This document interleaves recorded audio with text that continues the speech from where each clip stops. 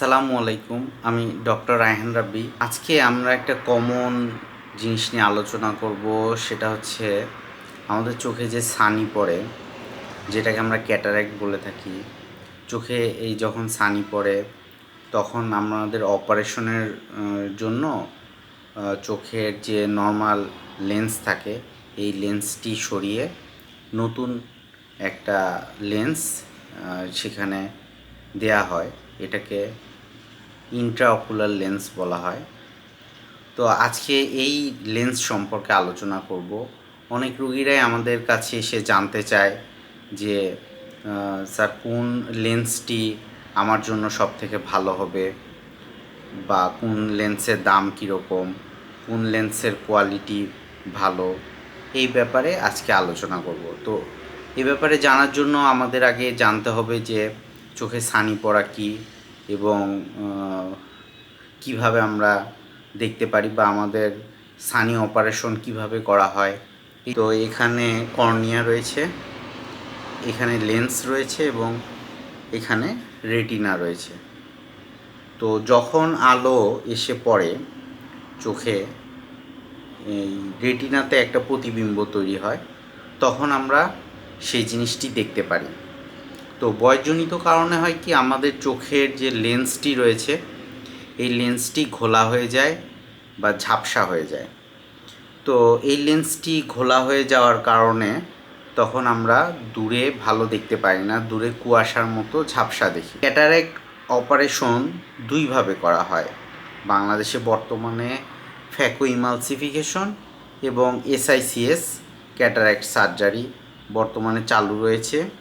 সেখানে করা হয় যে এই ঘোলা লেন্সটি সরিয়ে দিয়ে এখানে নতুন লেন্স ইমপ্ল্যান্ট করে দেওয়া হয়। তো নতুন যে লেন্সটি ইমপ্ল্যান্ট করে দেওয়া হয়, রোগীরা আমাদের কাছে সেই লেন্স সম্পর্কে জানতে চায় যে কোন লেন্সটা ভালো হবে, কোন লেন্সটার দাম কীরকম, ইন্ডিয়ান লেন্স ভালো হবে নাকি আমেরিকান লেন্স ভালো হবে। এই বিভিন্ন ধরনের কোশ্চেন রোগীদের থেকে থাকে। তো আজকে এই ব্যাপারটি নিয়ে আলোচনা করব।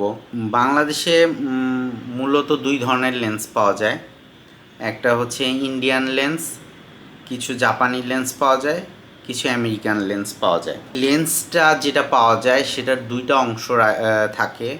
ভিতরেরটাকে অপটিক বলা হয়, আর বাইরের যে অংশটি রয়েছে সেটাকে হেপটিক বলে। জানার আগে আমাদের দৃষ্টিশক্তি জানতে হবে যে আমরা কিভাবে দেখি আর কতটুক দূরত্বে দেখি। আমরা যখন দূরের কাজ করি, যেমন গাড়ি চালানোর সময় বা খেলাধুলা করার সময় আমাদের দূরের দৃষ্টি, আর যখন আমরা কম্পিউটারে কোনো কাজ করি তখন যে দৃষ্টিটা হয় সেটা মাঝামাঝি দৃষ্টি, সেটাকে ইন্টারমিডিয়েট ভিশন বলা হয়। আর যখন আমরা নিয়ার ভিশনে দেখি, কোনো বই পড়ি বা শুয়ে সুতা দেই, সেটাকে নিয়ার ভিশন বলা হয়। তো চোখের লেন্স মূলত চার ভাগে ভাগ করা যায়। এক নম্বর হচ্ছে monofocal lens, multifocal lens, toric lens, এবং আরেকটি রয়েছে প্রেসবায়োপিক লেন্স। ম্যাক্সিমাম রোগীদের ক্ষেত্রে বাংলাদেশে মোনোফোকাল লেন্স দেয়া হয় এবং পৃথিবী জুড়ে মোনোফোকাল লেন্সটাই ব্যবহার করা হয়। এই লেন্সটার একটা সুবিধা রয়েছে যে মোনোফোকাল লেন্সের দাম অনেক কম হয়ে থাকে অন্যান্য লেন্সের তুলনায়।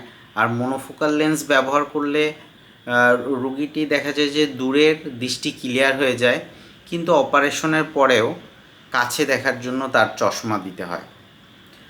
আর আমরা যে টরিক লেন্সটি ব্যবহার করি, টরিক লেন্স ব্যবহার করা হয় মূলত যাদের সিলিন্ডার পাওয়ার আছে, যাদের অ্যাস্টিগমাটিজম পাওয়ার রয়েছে, এদের ক্ষেত্রে টরিক লেন্স ব্যবহার করা হয়। তারপরে মাল্টিফোকাল যে লেন্সটি রয়েছে, মাল্টিফোকাল ইন্ট্রাঅকুলার লেন্স, এটি মূলত ব্যবহার করলে মানুষের দূরের দৃষ্টি পরিষ্কার হয়ে যায়, প্লাস কাছের দৃষ্টিও সে ভালোভাবে দেখতে পায়। আরেকটি লেন্স রয়েছে মাল্টিফোকাল টরিক লেন্স। এই লেন্সটি দেখা যায় যে যাদের অ্যাস্টিগমাটিজম পাওয়ার রয়েছে প্লাস দূরে কাছে কারেকশনের দরকার হয়, তাদের ক্ষেত্রে মাল্টিফোকাল টরিক লেন্স অনেকে ব্যবহার করে। আমাদের জন্য বা আপনার জন্য কোন লেন্সটি ভালো হবে এটি সাধারণত ডাক্তারবাবু নির্বাচন করে দেবে যে ডাক্তার স্যার, আপনারা যখন ডাক্তার স্যারের কাছে যাবেন তখন সে এটা নির্বাচন করে দেবে যে আপনার জন্য আপনার সামর্থ্য অনুযায়ী কোন লেন্সটি, আপনার পেশা অনুযায়ী কোন লেন্সটি আপনার জন্য ভালো, সেটা আপনি আত্মীয় স্বজন বা বন্ধুবান্ধবের কাছে যদি শুনতে চান তাহলে আপনি কনফিউজড হয়ে যাবেন। তো এই জন্য আপনাকে ডাক্তারের কাছ থেকে জেনে নিতে হবে যে আপনার জন্য আপনার সামর্থ্য অনুযায়ী, আপনার প্রয়োজন অনুযায়ী কোন লেন্সটি আপনার জন্য ভালো হবে, সেটা আপনাকে ডাক্তার নির্বাচন করে দেবে। আরেকটি কোশ্চেন থাকে যে দামি লেন্স ব্যবহার করি আর যদি কম টাকার লেন্স ব্যবহার করি, এর মধ্যে কোনো তফাৎ আছে কি না। তো আপনি দূরে ভালো দেখবেন কি না, আপনার দৃষ্টিশক্তি ভালো আসবে কি না, এটা লেন্সের থেকে যে সার্জন আপনার অপারেশন করতেছে সেই সার্জনের দক্ষতার উপরেও অনেকটা নির্ভর করে। এবং আপনার চোখে কোনো রেটিনাতে, আমাদের যে এই রেটিনা রয়েছে, এই রেটিনাতে কোনো অসুখ রয়েছে কি না এটার উপরেও নির্ভর করে। যেমন অনেকের ওপেন অ্যাঙ্গেল গ্লুকোমা থাকে, অনেকের চোখের প্রেশার বেশি থাকে, অনেকের এজ রিলেটেড ম্যাকুলার ডিজেনারেশন থাকে, অনেকের ক্ষেত্রে রেটিনাতে ডিটাচমেন্ট থাকে।